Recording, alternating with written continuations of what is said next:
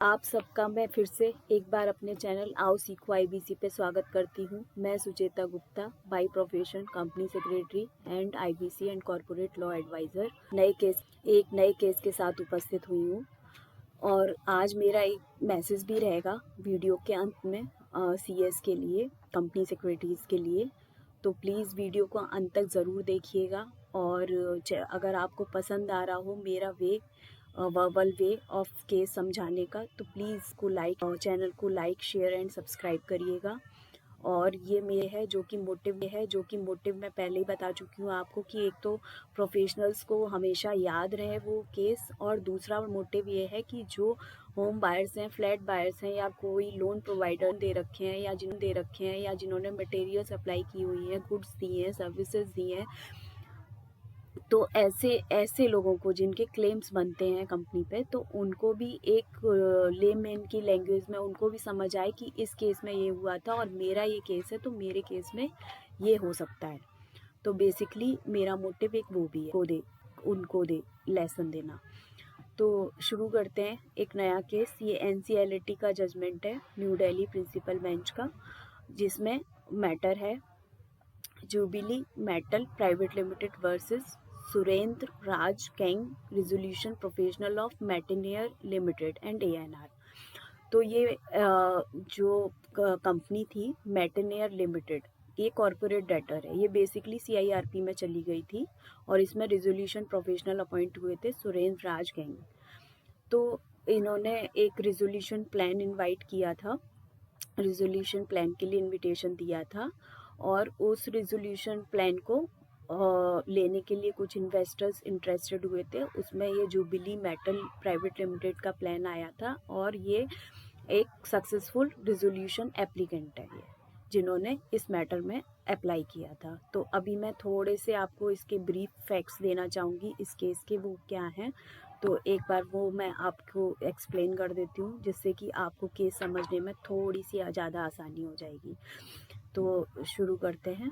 एक तो ये था, इसमें एक रिजोल्यूशन एप्लीकेंट है Messrs jubilee metal private limited. इन्होंने एक इनकॉर्पोरेट करी एक company jubilee metal holding private limited, a special purpose vehicle SPV for executing this transaction.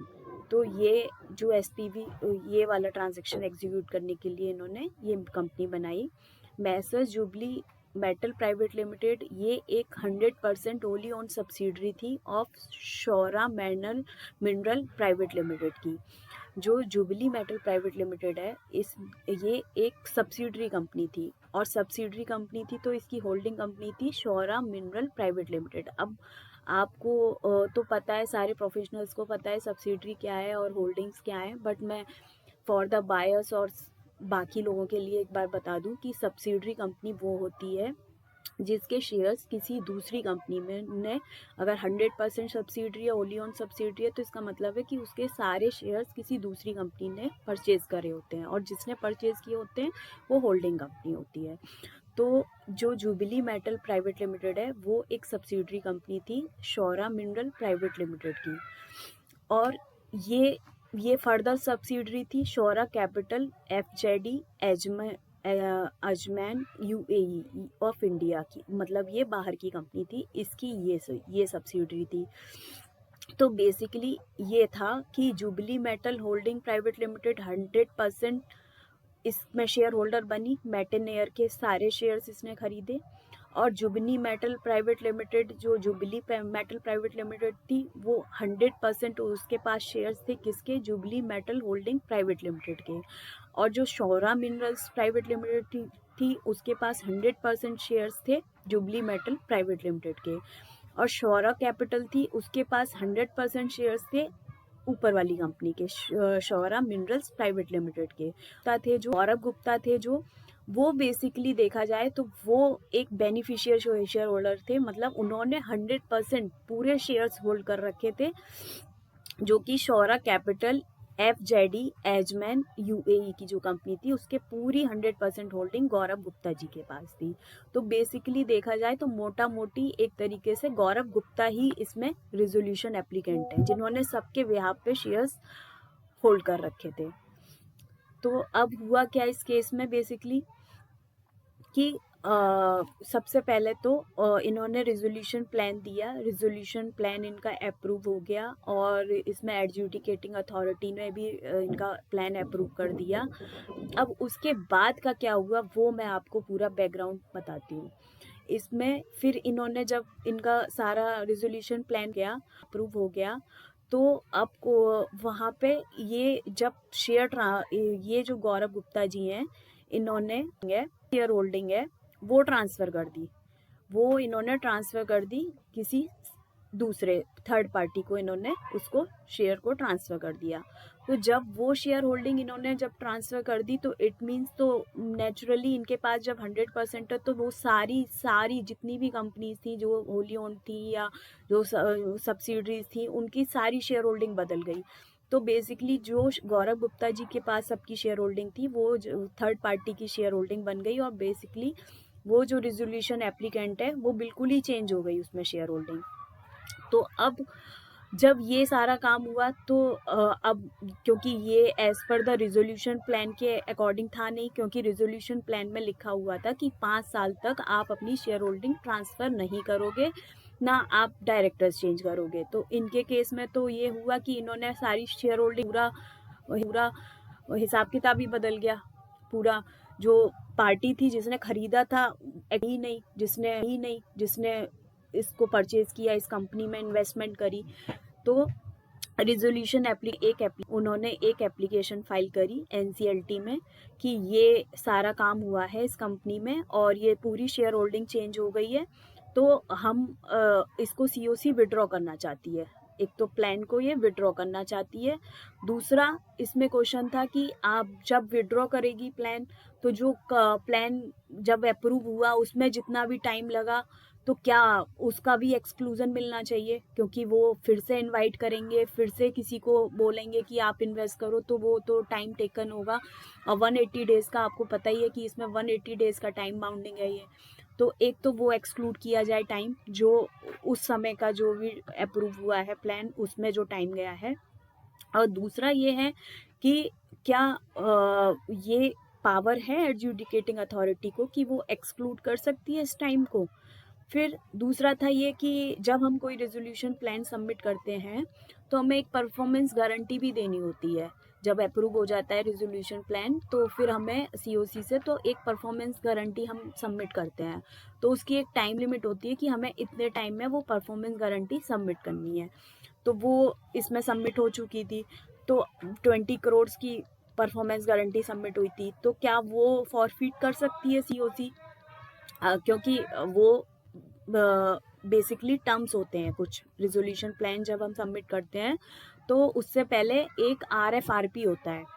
आरएफआरपी issue करता है एक रिजोल्यूशन प्रोफेशनल, वो इनविटेशन होता है जो इनवाइट करता है रिजोल्यूशन प्लान, तो वो उसकी ही टर्म्स एंड कंडीशंस होती हैं आरएफआरपी में कि आपको कितनी परफॉर्मेंस गारंटी देनी है, किस स्टेज पे देनी है, कितना टाइम पीरियड है, कितने टाइम के लिए इन्वोक कर सकते हो, आप कब इन्वोक करोगे, आपको क्या टर्म्स एंड कंडीशंस फुलफिल करनी होंगी, वो सारा कुछ उसमें दिया रहता है।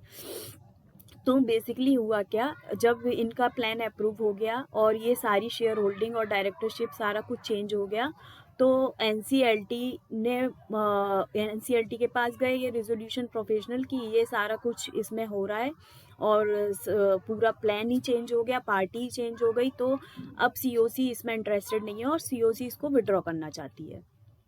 तो एडजुडिकेटिंग अथॉरिटी ने तो सब कुछ अप्रूव कर दिया, उन्होंने कहा सीओसी को पावर है वो विड्रॉ करे और उन्होंने ये भी कह दिया कि वो परफॉर्मेंस गारंटी भी फॉरफिट कर ले और उसके अलावा वो जो एक्सक्लूजन का टाइम मांगा गया था वो भी उन्होंने परमिटेड कर दिया और जो सक्सेसफुल रिजोल्यूशन एप्लीकेंट अपॉइंट हुआ था तो उसने वो ब्रीच जो अडेंडम इन्होंने सबमिट किए या लेटर ऑफ इंटेंट सबमिट किया एलओआई, तो उसके जो भी टर्म्स इन्होंने ब्रीच किए तो वो सारा कुछ एडमिट कर लिया एनसीएलटी ने और वो 3 एप्लीकेशन इन्होंने लगाई थी बेसिकली, तो वो सारी अप्रूव कर दी उन्होंने और उसमें सारे में डायरेक्शन मिल गए कि आप विड्रॉ कर लीजिए और फॉरफिट कर लीजिए और एक्सक्लूड भी हो गया टाइम पीरियड। अब ये गए NCLT के पास, जुबिली मेटल जो प्राइवेट लिमिटेड कंपनी है वो गई NCLT में कि भाई ये गलत है। पर लेकिन अब NCLT का इस पे क्या कहना है? एक तो सबसे पहला क्वेश्चन ये आता है कि क्या ये ब्रीच हुआ, क्या जो सक्सेसफुल एप्लीकेंट हैं उन्होंने क्या अडेंडम था और जो उनके टर्म्स थे LOI के, क्या उनको ब्रीच किया? तो हाँ, बिल्कुल किया, क्योंकि आपने एक कंपनी में शेयर होल्डिंग बदल दी, ठीक है, गौरव गुप्ता जी ने अपनी शेयर होल्डिंग ट्रांसफर कर दी किसी और को, बट वो जो कंपनी थी वो मेन कंपनी है, बाकी तो सब उसकी सब्सिडरीज है, तो इसका जो इन्वेस्टमेंट है वो ही इसने ही सब में इन्वेस्टमेंट कर रखा है, तो वो सबका रेशियो चेंज हो गया ना, थर्ड पार्टी, यानी कि अब जो मेन यहाँ पे गौरव गुप्ता है वो कोई और है, वो थर्ड पार्टी है कोई पर्सन, तो वो सारा सारा शेयर होल्डिंग वो चेंज हो गया, तो बिल्कुल ये ब्रीच ऑफ अडेंडम है और ब्रीच ऑफ जो रिजोल्यूशन प्लान जो सबमिट हुआ था उसका ब्रीच है। तो इसको NCLT ने भी इसको कंसीडर किया और बोला कि हाँ ये बिल्कुल है।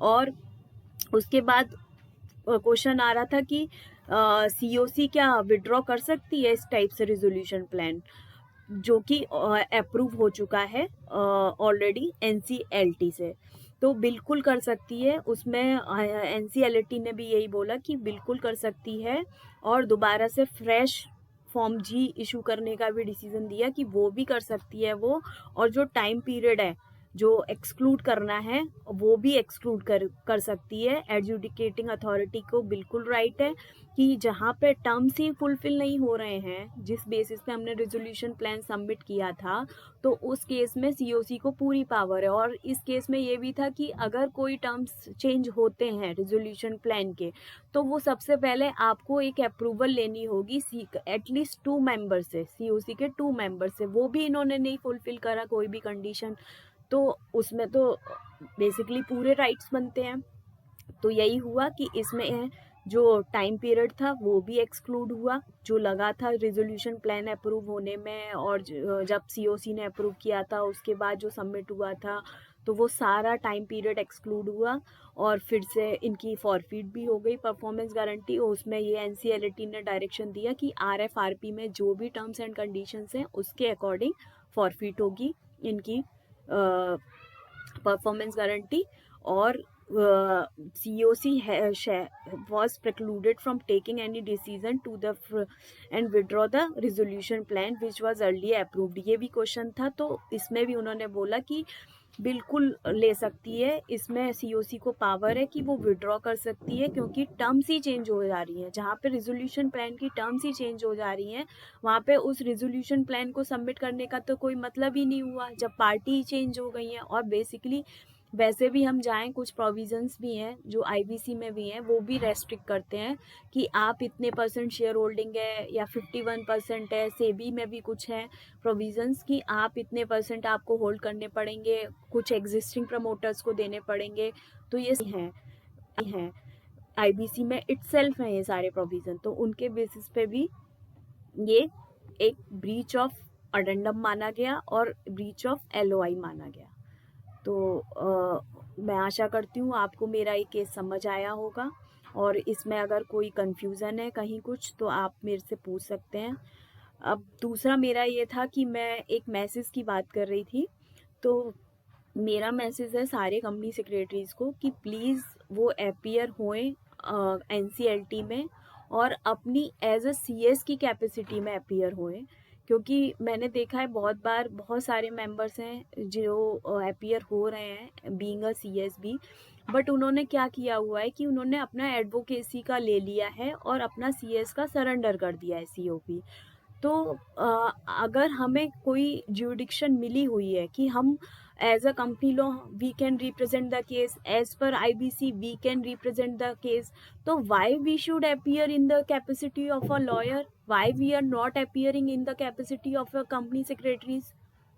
तो मेरी यही सबको मैसेज है सारे कंपनी सेक्रेटरीज को कि हम अपनी ड्रेस में, अपने कोड में एज अ कंपनी सेक्रेटरी अपने प्रोफेशन को बढ़ावा दें और हम अपीयर हुए एज अ कंपनी सेक्रेटरी, और इसमें कोई प्रॉब्लम नहीं है। और अगर हम 10 दिन भी बैठ के वहाँ पे सुन लेंगे, अगर एनसीएलटी के आर्ग्यूमेंट्स और एनसीएलटी में जाके बैठेंगे तो हमें वो हिम्मत आ जाएगी।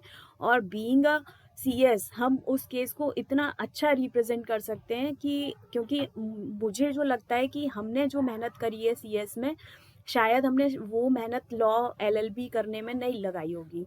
तो मेरी ये हम्बल रिक्वेस्ट है सारे कंपनी सेक्रेटरीज को कि बीइंग अ सीएस अपीयर होएं, और वो हम इतना अच्छा कर सकते हैं वहाँ पे, क्योंकि जजेस भी हमारी बात को सुनते हैं। वो भी सीएस, अगर हम सीएस का ड्रेस कोड पहन के जाते हैं तो मैंने देखा है कि वो बिल्कुल प्रेफरेंस देते हैं जजेस, और बिल्कुल हमारी बात को सुनते हैं। तो इस बात से बिल्कुल ना घबराएं कि हम एज अ लॉयर ही अपीयर होंगे तभी हमारा होगा, ऐसा कुछ नहीं है। आप बीइंग अ सीएस रिप्रेजेंट करिए केस को, आप being a CS dress up होकर जाइए, और बीइंग अ सीएस आप अपीयर होइए कोर्ट में। और थैंक यू सो मच। तो आप सबको मेरा वीडियो कैसे लगा, और आपको अगर ये पसंद आ रहा है तो प्लीज़ चैनल को लाइक शेयर एंड सब्सक्राइब करिएगा। और आगे मैं ऐसे अच्छे अच्छे केसेस लेके आती रहूँगी। और इस केस में अगर आपका कोई क्वेश्चन है, कोई क्वेरी है, तो प्लीज़ आप हमें कमेंट बॉक्स में बताइएगा, और मैं उसको सॉल्व करने की कोशिश करूँगी। और अगर आपकी इसके अलावा भी अगर कोई और क्वेरी है तो आप वो भी मुझसे कमेंट बॉक्स में पूछ सकते हैं। Thank you so much.